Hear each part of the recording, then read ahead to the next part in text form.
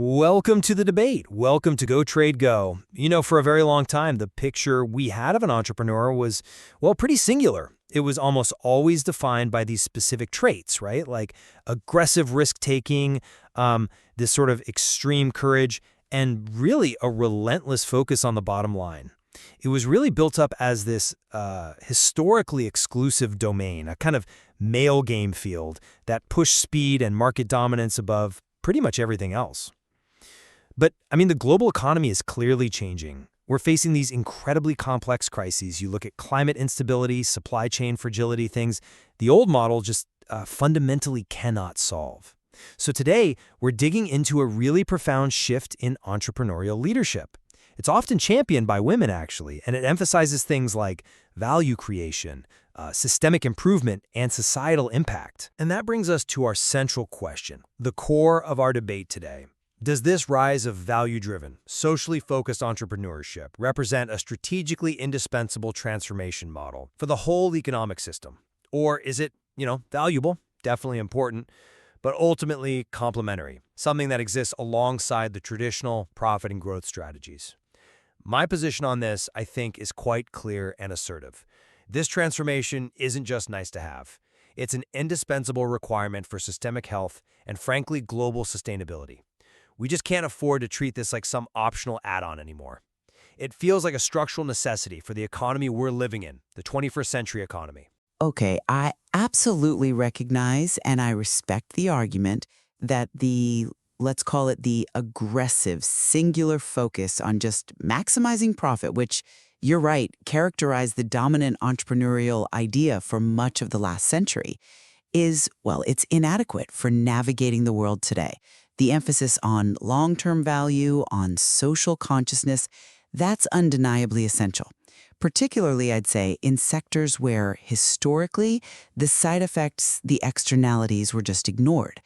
However, where I fundamentally challenge the assertion is this idea that the shift represents a universal necessity, a complete replacement, essentially, for all economic activity. While it's highly desirable and absolutely critical in certain fields, claiming it must be the prerequisite for survival across the entire, very diverse economy, I think that overstates its practical scope. Let's be honest. Aggressive growth, large-scale capital accumulation, that relentless push for market share, these are still the most effective and often the only mechanisms for driving certain kinds of really capital-intensive innovation, and crucially, maintaining global competitiveness, especially in foundational industries.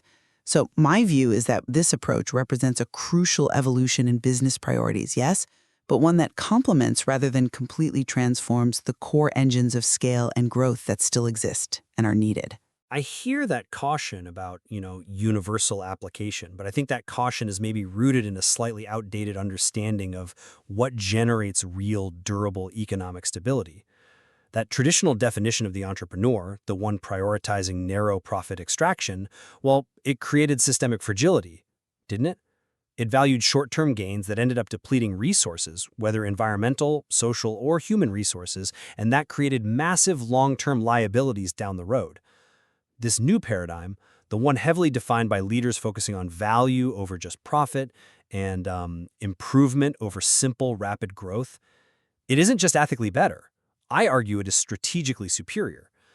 If the goal is genuine long-term viability, then ignoring the holistic impact is just, it's economic malpractice, frankly. It's not really a matter of choice anymore. Look at the escalating costs of managing social disruption, environmental degradation. It demonstrates pretty clearly that pursuing profit without integrated value creation is structurally unsustainable. We really have to adopt this new metric of success wholesale, I think, to secure any kind of economic continuity. Okay, but let me come at this from the perspective of global markets and maybe innovation timelines. Let's look at some really high-stakes, capital-intensive areas. Think about the development of advanced microchips, right? Or the race for commercial fusion energy.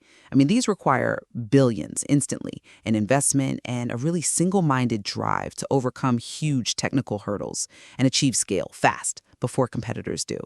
So if the goal is hyper-efficient, large-scale technological advancement and market disruption, isn't that classical aggressive risk-taking posture still the most efficient mechanism for pulling together the necessary capital when you propose prioritizing improvement and this kind of social vetting over sheer speed and market share expansion? Doesn't that inherently slow down necessary economic momentum? I mean, if we slow everything down to make sure every single facet is perfectly aligned with societal goals, do we risk losing the global innovation race entirely?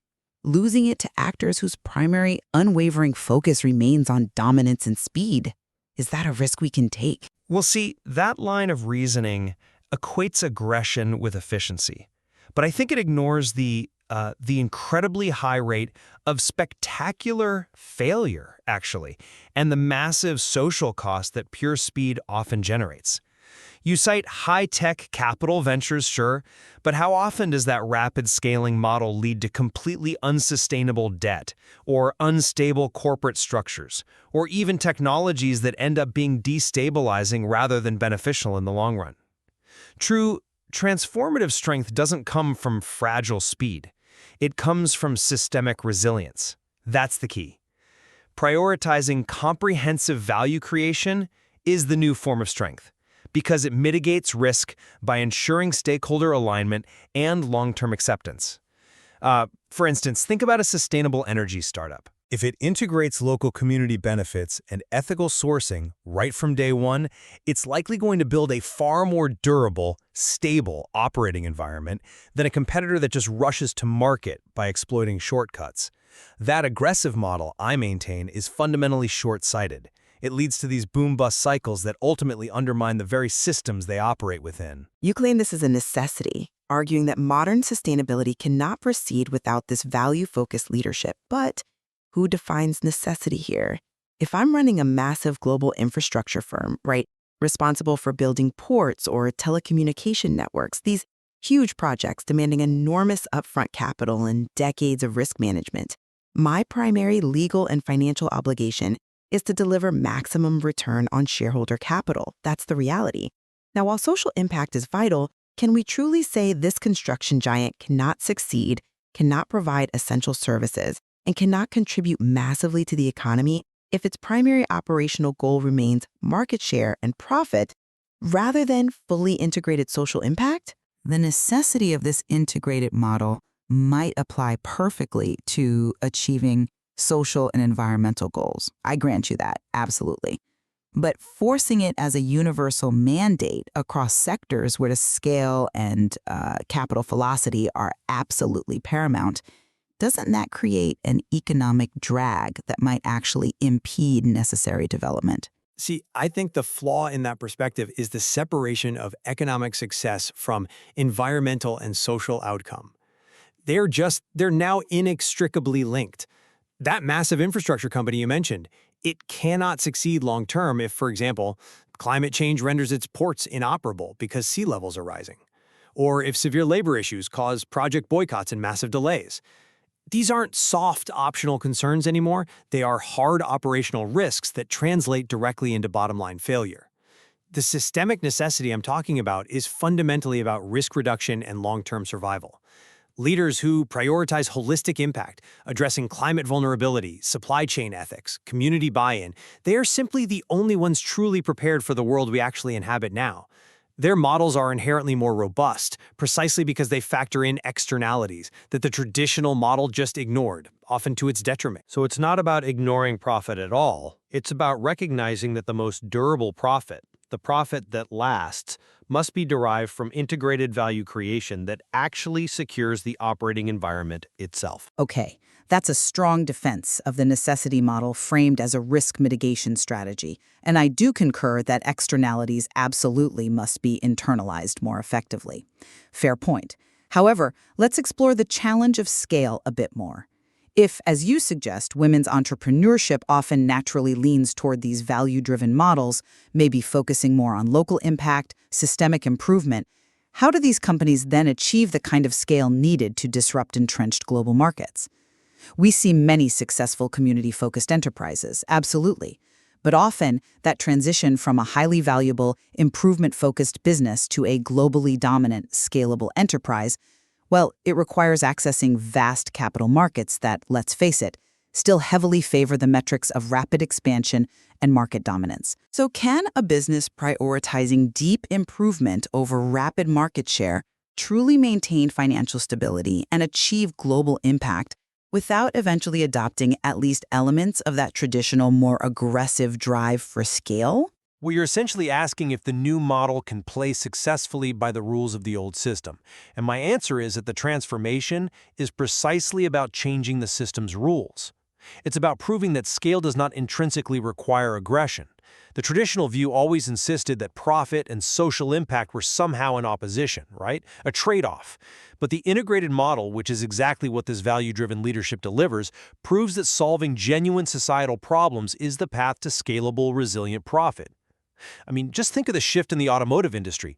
The businesses that prioritized high-efficiency electric platforms and sustainability early on. They were initially seen as niche, maybe a bit quirky, but now they define the future market. They command premium valuations. It demonstrates that value creation can actually drive massive scale more effectively than simply maximizing internal combustion output ever could. So, the strategic differentiator here is the ability to skillfully intertwine value, improvement, and profit. The old single-focus model is becoming obsolete simply because it's structurally incapable of delivering the resilience that modern, complex global operations demand. I'm still somewhat skeptical about the universal nature of this replacement, especially when we talk about emerging markets or foundational capital allocation. While I definitely see the demonstrable success of integrated models in, say, high consumer markets, ethically conscious markets, what about resource extraction sectors? Or really high-risk infrastructure building in, geopolitically unstable regions? In those scenarios, isn't it possible that the rapid deployment of massive capital protected by aggressive risk management might still be the only viable route to necessary resource mobilization? If we mandate improvement over growth universally as the primary driver, do we risk creating a situation where only perhaps affluent economies can truly afford to prioritize systemic resilience, leaving crucial development in emerging markets stalled because they simply cannot attract the necessary capital that still demands high, immediate returns? That's a critical distinction to make, absolutely. But I would counter that the very problems of geopolitical instability and environmental risk are actually compounded, not solved, by those aggressive extraction models. Those older models fundamentally work by externalizing risk, which makes the environment more volatile and ultimately drives capital flight over the long term. It's counterintuitive, perhaps, but true. A value-focused approach, conversely, aims to build long-term local capacity. It works to stabilize the operating environment through stakeholder inclusion, and it helps ensure that the capital invested is actually sustainable. This stabilization itself is an economic requirement now. We aren't proposing slow, overly cautious development. We're proposing intelligent, resilient development. And the evidence, I think, is increasingly showing that capital is beginning to flow toward these resilient, integrated models, even in high-risk environments. Why? Precisely because they offer a higher probability of long-term returns compared to the highly volatile, short-term aggressive ventures. Okay, I respect the idea that stability might be the new currency of return. That's a powerful concept.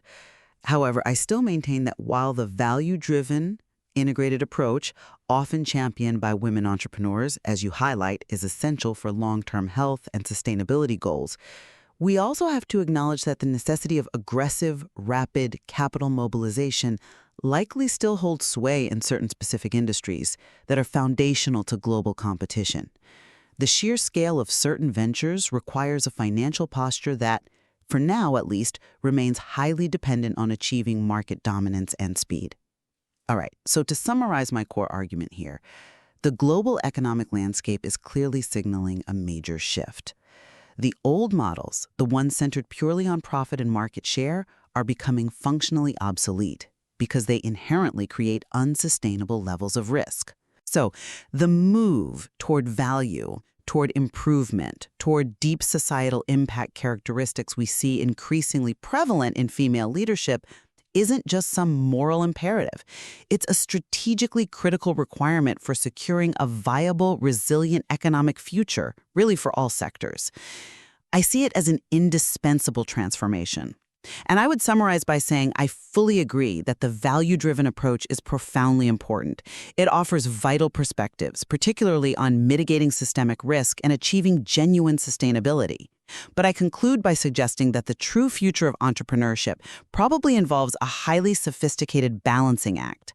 While we absolutely must embrace the necessary evolution toward value creation, we likely also need to simultaneously retain and learn to responsibly deploy the mechanisms of aggressive scale and large-scale capital velocity that are still required for certain types of foundational global innovation. So the question for me remains open.